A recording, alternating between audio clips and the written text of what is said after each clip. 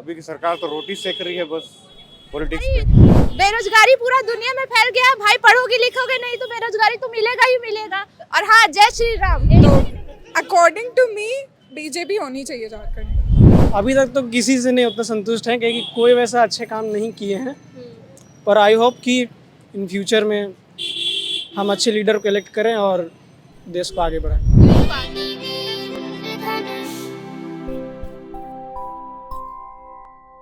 आज 25 जनवरी है और हर साल 25 जनवरी को राष्ट्रीय मतदाता दिवस के रूप में मनाया जाता है।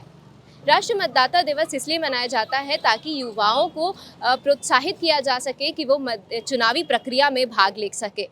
तो आइए हम अभी पहुंच गए हैं रांची के सेंट जेवियर्स कॉलेज में, जहां पर हम कुछ छात्रों से बात करेंगे और जानेंगे कि वो इस बारे में क्या सोचते हैं कि युवाओं की कितनी भागीदारी होनी चाहिए इसमें और वो किन चीज़ों पर ध्यान रखते हुए वोटिंग करते हैं।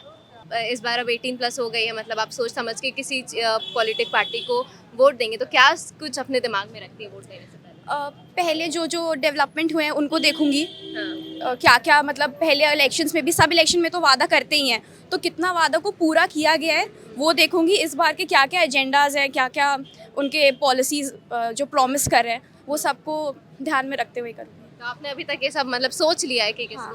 सब कुछ ध्यान में? हाँ। क्या क्या चीज़ें आप नेक्स्ट ईयर उम्मीद करती है कि जो पॉलिटिकल पार्टी आएगा, जो भी आपने जिनके बारे में सोचा है वोट देंगे, क्या क्या चीज़ें आप उनसे उम्मीद करती है कि होना चाहिए जो अभी नहीं है फिलहाल? मैं सोचती हूँ कि इंफ्रास्ट्रक्चर और डेवलप हो और जितने भी लॉज हैं उनको और अच्छे से इम्प्लीमेंट किया जाए ताकि और डेवलपमेंट हो कंट्री का। पहली बार वोटर आईडी बन गया आपका? हाँ, बन गया है। तो क्या क्या चीज़ों पर ध्यान रखते हैं जब आप इस बार वोट देने जाएंगे, तो किन किन चीज़ों पर ध्यान रखेंगे? नेशनल इश्यूज पे, नेशनल इशूज। हाँ, नेशनल इंटरेस्ट पे, जैसे इकोनॉमिक हुआ, इंटरनेशनल अफेयर्स हुआ, ये सब को रिलेट करके। और उसके बाद में डेवलपमेंट के आधार पर इंफ्रास्ट्रक्चर जैसे डेवलप होगा और क्या क्या अभी पॉलिसीज इम्प्लीमेंट हो रहा है, पॉलिसीज आने वाला है, उसके ऊपर व्यू पॉइंट लेके करेंगे। अभी के सरकार के बारे में कितना जानते हैं और मतलब क्या कुछ आगे उम्मीद करते हैं कि 24 में जो भी सरकार आएगी उनको क्या किन किन चीज़ों पर ध्यान देना चाहिए? 24 में आने वाला को एजुकेशन सेक्टर में और हॉस्पिटलिटी में इसमें ज़्यादा ध्यान देना होगा। बाकी बाद में तो अभी फ़िलहाल ठीक है। इस सरकार से कितने संतुष्ट हैं? इस सरकार से, सेंट्रल सरकार से तो बहुत ठीक है, उसका पॉलिसीज अच्छा है, कहीं ऑन द ग्राउंड इसका इम्प्लीमेंटेशन बहुत ही अच्छा है।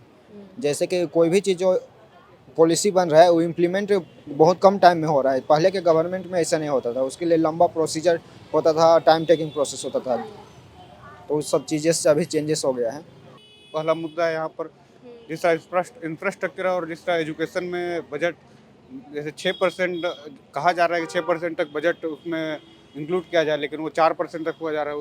उस पर वोट देंगे। फिर यहाँ पर जो कम्युनल हेट्रेड जो हो रहा है अभी देश में, उस पे मुद्दा पे देख के दिया जाएगा कि जो पार्टी कम्युनल हेट्रेड को बढ़ावा दे रही है, जैसे अभी मौत को कम्युनल हेट्रेड कर रहे हैं लेकिन उस पर एक्शन नहीं किया जा रहा है, तो इस पे दिया जाएगा वोट।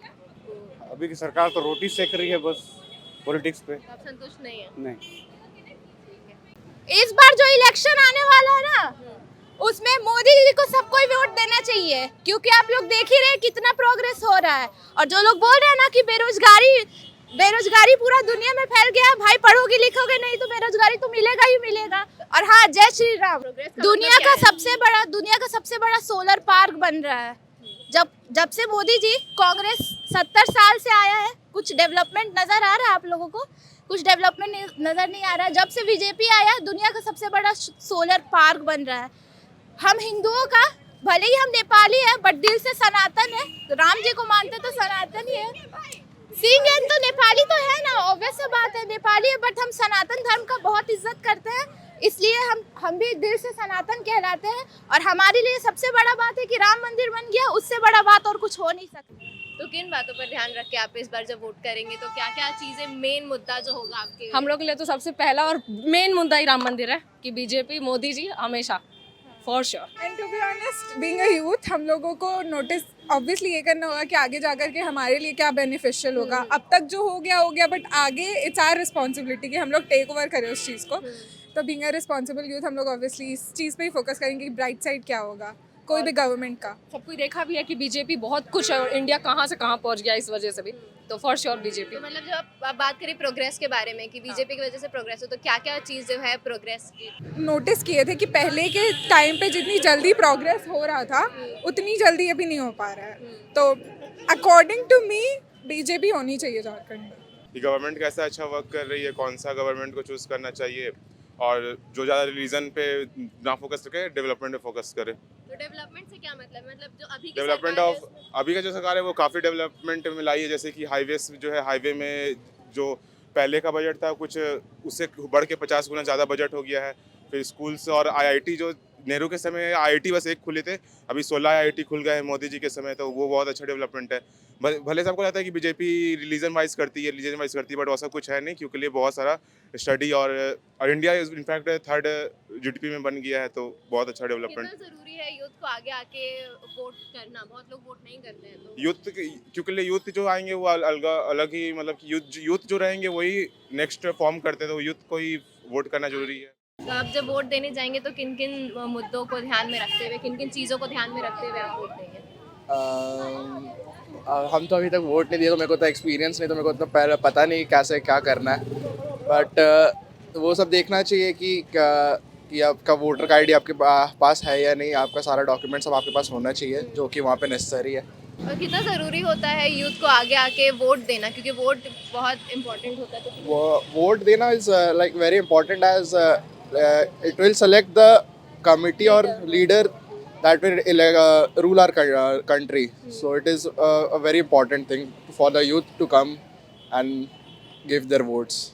पहले तो देश के विकास को देख के ही देना चाहिए। जैसे अभी ज़्यादातर जाति धर्म को देख के ही मतलब प्रचार किया जा रहा है नेताओं के द्वारा, पर मेरे हिसाब से डेवलपमेंट को देख के देना चाहिए कि हमारे देश में कैसी स्थिति है अभी, वो सारे एजुकेशन सिस्टम को, हेल्थ को, इन सारी चीज़ों को, गरीबी, बेरोजगारी, ये सब तो मुद्दे हैं जिनके बारे में जानना चाहिए। कि इन चीज़ों पे ध्यान नहीं दिया जा रहा है? जिस हिसाब से अभी राजनीति चल रही है, नहीं, इन सबको नहीं दिखा जाता है।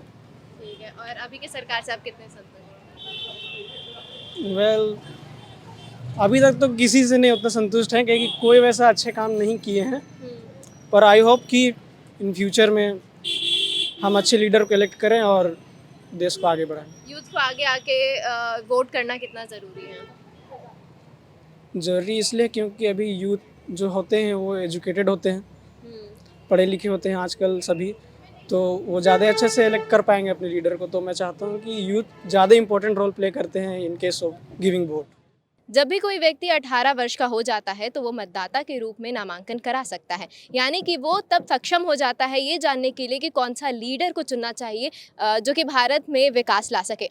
तो इसलिए अगर आप 18 साल के ऊपर हो चुके हैं तो ज़रूर अपना वोटर आईडी बनाएं और किसी अच्छे और जागरूक इंसान को ज़रूर वोट दें, ताकि वो भारत के विकास में एक अहम भूमिका निभा सके। आप देख रहे थे IDTV इंद्रधनुष, मैं नीरल प्रकाश, सहयोगी शुभम के साथ। धन्यवाद।